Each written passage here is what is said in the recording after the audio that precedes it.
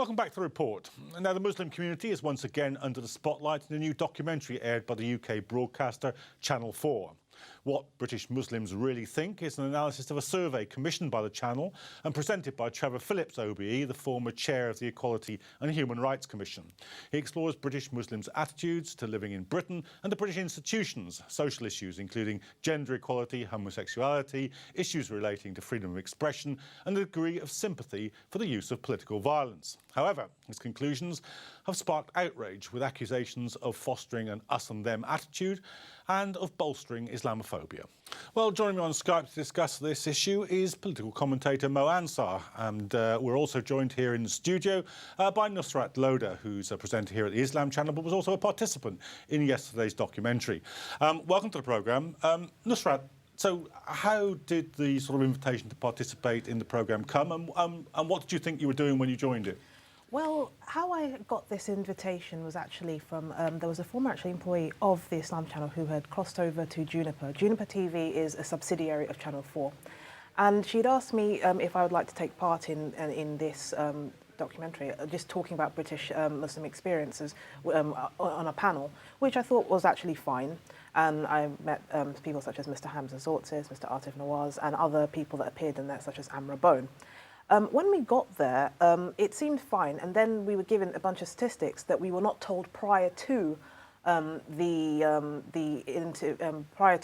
email actually regarding the. And that was the results of this survey yeah, that you've seen. Yeah, we weren't actually given that, and we had to read that then and there, and then respond to many of the issues that were being raised in that discussion, which, by the way, was part of a larger 2-hour interview discussion with Trevor Phillips asking us questions from whether anti-Semitism is something that comes or is instituted within Islam and invariably Muslims, attitudes towards freedom of speech, women's rights, gender segregation, etc., etc.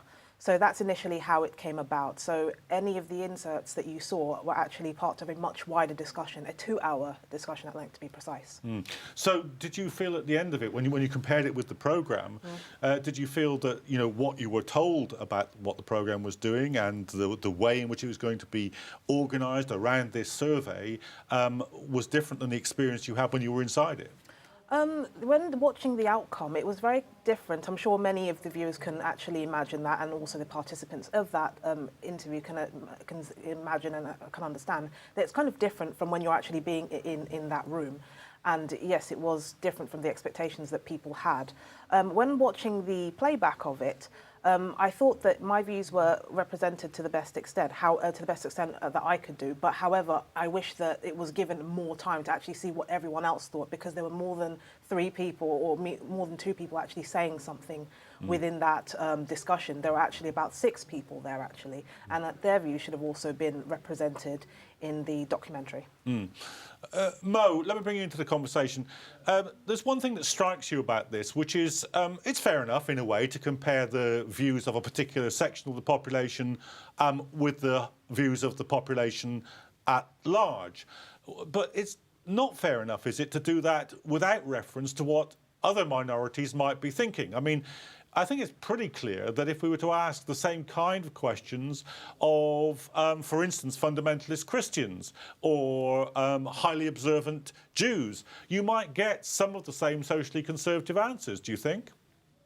Well, I don't know, Jonathan. I think first and foremost, this was a hit piece, and anybody who's worked in the media, whether it's with certain BBC offshoots or Channel 4 or any other of those more unscrupulous journalists and media types who do these things, we know the way these things work, the kind of music, the way that statistics are skewed, the way that things are edited out. So I think I have complete sympathy with Sister Nusrat there, because I think these things are horribly unfair. But we have to look at the way in which everything was portrayed. And the issue you raise is quite relevant here. And I'll tell you why, because we can look at statistics from Professor Linda Woodhead's survey, which was done, I think, in 2013. We've seen statistics from YouGov, from Gallup, which talk about, you're quite right, evangelicals, Catholics, Baptists, Anglicans, who all have very strong views on things like same-sex marriage, gay rights, other forms of attitudes. This is about social and religious conservatism.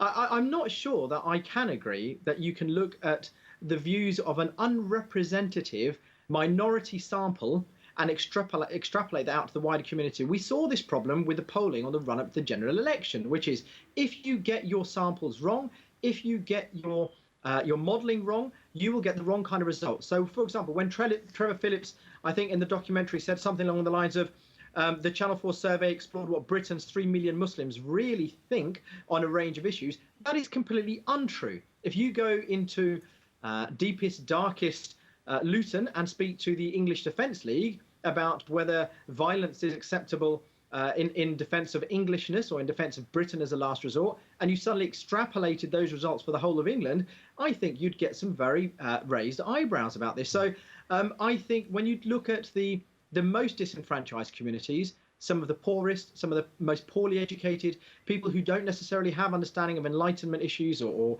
are well educated or well versed on these issues, you're not going to get a fair representative sample. And so the polling is out, and I think all of the figures are out. It's statistically insignificant. Is it true then, as the article in the Guardian, in the Independent rather today says, that the polling was taken in communities that are perhaps some of the poorest and most kind of homogeneous Muslim communities, rather than from the Muslim population of Britain as a whole? Is that as you understand? Absolutely. So in other words, absolutely. I think what we do know is that they've looked at populations. They've almost used prevent modelling for this kind of thing. So they've said, where is there a high density and a high population of Muslim communities, we will go there and hold face-to-face interviews. So on the one hand, while Trevor Phillips and the guy from ICM, and let's remember, ICM are the same polling organisation that 10 years ago in 2006, said that 40% of Muslims sympathised with the 7/7 bombers, which of course was a horrific and terribly untrue. We've just seen recently the Salvation poll, which Ipso then asked the Sun to print a clarification to say that it was a misleading result, where they said 1 in 5 Muslims support jihadis. We have seen a tranche of these stories come out where we get dodgy polling data, we get skewed representation in the media, and this is manipulated to fit a neoconservative government agenda.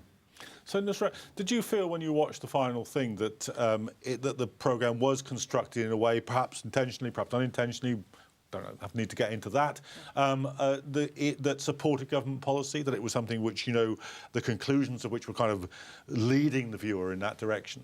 Well, of course, actually, John, I think it is fair to say that when you look at the documentary, both in its entirety and if you actually are to analyse it bit by bit, well, at least I did it in 15-minute segments, actually, to be precise, that it did lead to this kind of government agenda of we have a community that is quote-unquote an issue. They have views that are contrary to the secular liberal prevailing norm. Why don't we try and push forward this idea of, as in the words of Trevor Phillips, muscular integration?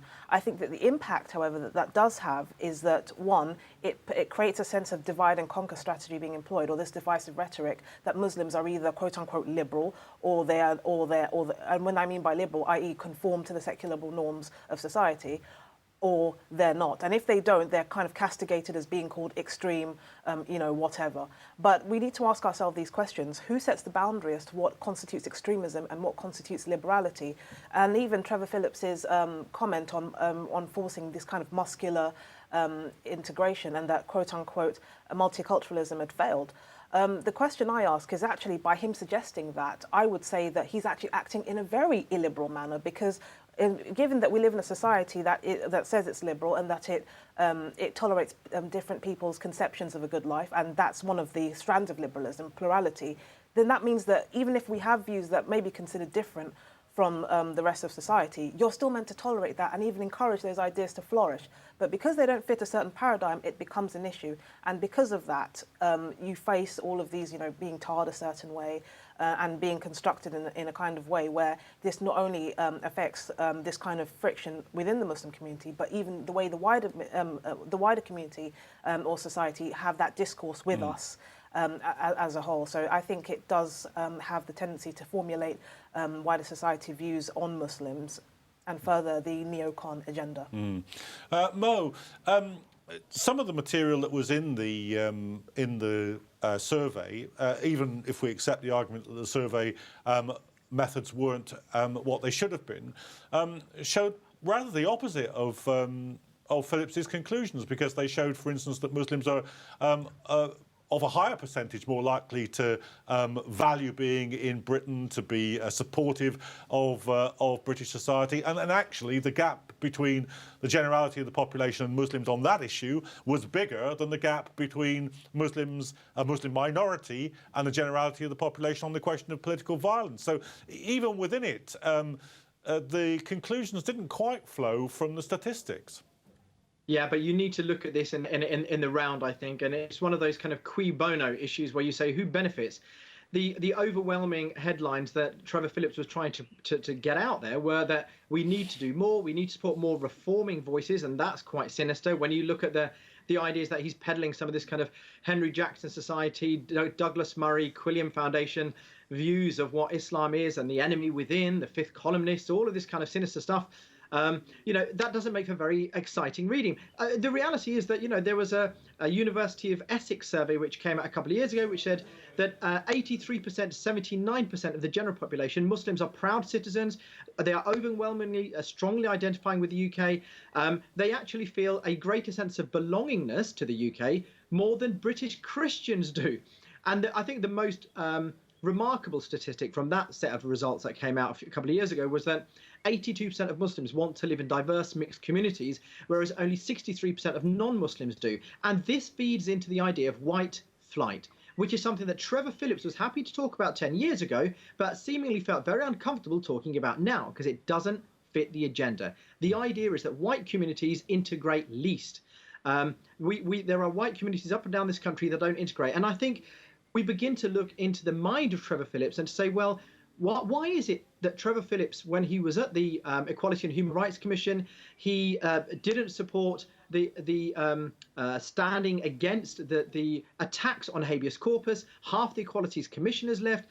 He was sort of silent on UK complicity in torture. He supported, I think, Craig Murray, the former UK ambassador, has come out this week and reminded us that Trevor Phillips supported the UK war in Iraq and Afghanistan. He's virulently anti-Palestinian. So, I think, sadly, Trevor Phillips is really, we're beginning to see his true nature here. And so the documentary was really peddling his wider, and I hate to say it, an anti-Muslim agenda. The Runnymede report that was commissioned 20-odd years ago, which defied Islamophobia, and if you Google ABC Islamophobia, you'll see a summary of that written by me about the Muslim civil rights crisis.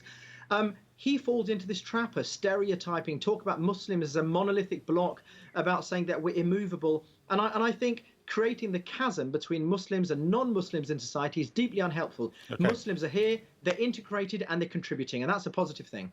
Do you think one thing that it should have said is that there are some aspects of the Muslim community which anybody who's got the, even a passing familiarity with it will recognise, for instance, that it's disproportionately charitable compared to perhaps the mainstream of the society, disproportionately perhaps interested and engaged with foreign affairs compared with the rest of society. So do you think it asked all the right questions? What the questions? The survey. I think the survey could have been more representative by asking Muslims, not just the ones that live in homogenous communities, in asking about these questions, but actually ask Muslims that may live in communities where they really are the minority a lot. So, for example, ask a Muslim in Cornwall, ask a Muslim in Devon, ask a Muslim in a remote kind of village. That would have been a better representation than asking Muslims, for example, in a town in Luton or a place like Bury Park, for example. It would have been a better representation. However, as mentioned by Mo Ansar there, it had a certain agenda. Now, if we look back to the views expressed, it does put at the forefront, through these statistics, certain voices that get amplified and those that don't. And I think the viewers themselves had seen this in the amount of airtime that was given. You'd find that the so-called reforming voices were given much more at length time to explain their views, to have that kind of discourse. But when the opinion was something that did not conform to Trevor Phillips or secular liberal norms and values, it's cut short. The representative and the idea that Muslims may be more engaged in foreign policy issues, well, yeah, that's quite believable, considering that many of the foreign policy issues that are going on generally do affect them, as we see, for example, issues in Iraq, Afghanistan, ISIS, all these kind of issues. But I think the way it could have been tackled is by actually being genuine about these kind of questions. Because if you want people to so-called integrate and have this discourse, it has to be founded upon the principles of fairness and wanting to actually understand understand another community, not by having a preconceived notion and agenda and not trying to change your views in that sense. Because without that dialogue, it just creates not only an us and them, us versus them issue, but it creates so much misunderstanding, which contributes to division, which can then ripple onto something much more sinister or much more dire than we actually need as well.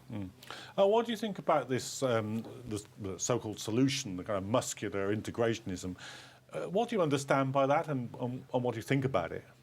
That's the question. That's a good question. That's like me asking actually Trevor Phillips what he means by this muscular integration. But I think this kind of idea of forced integration, does he really mean forced assimilation, i.e. You have to conform to our kind of ways?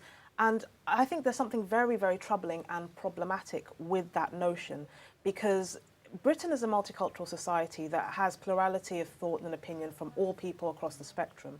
And by forcing people to accept a certain notion of values, a certain idea, it reinforces a kind of dominant narrative that if you don't conform to this, you are the other. And considering that Muslims are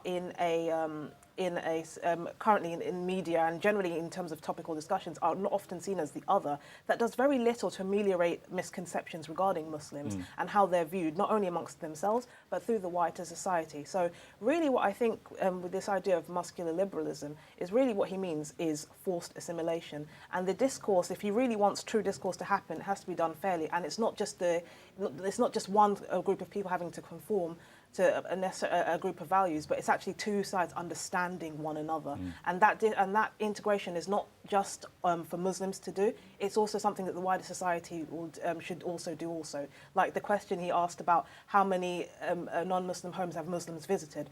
I could easily ask how many non-Muslims have come to visit Muslims and actually engage with the Muslim community. That's something that I wish was explored more. And do you think, we've talked about perhaps the partial nature of the survey in terms of who it talked to, and we've talked about the partial presentation in terms of not making what would be sensible and relevant comparisons with other religious communities. But do you think there's another kind of sort of blind side that this had, in the sense that everybody knows, and you only have to do school grade statistics to be told this, a survey is a snapshot. It's a particular moment. If we were to look back at previous kind of communities, minority communities in this country, the Irish in the 19th century, the big Jewish immigration at the turn of the century, what usually happens, not without a struggle, but what usually happens is the society in some way adapts to the new community, and the new community in some ways adapts to the society, and both change. That kind of discussion seems to have been completely absent from this. Yes, I do think it kind of has been absent in the sense that adapting does not mean completely throwing away your norms and values and what you know. And it means there's adaptation on both sides. Yeah, an adaptation of both sides, an adaptation in the sense of the wider society understanding we are Muslims, this is how we think, we're not just one homogenous block. You'll find that even within Islamic theology on many issues, there's plurality of opinion and difference of opinion on a variety of issues. But it's also, yes, the wider society understanding that Muslims are this certain way. Let's not sometimes try to change them and accept them for the way they are. If we look at, for example, Muslim minority countries, there are some Muslim minority countries where this kind of, I guess, muscular integration or this kind of forcing one kind of values or opinions are not always projected, and they understand that Muslims are different, just like Jewish people may have different kind of norms and values. Christian people may have conservative views on different aspects. So I think the kind of understanding and adaptation has to be on both sides, not just on Muslims. Mo, what do you think he's on about when he says about muscular integrationism?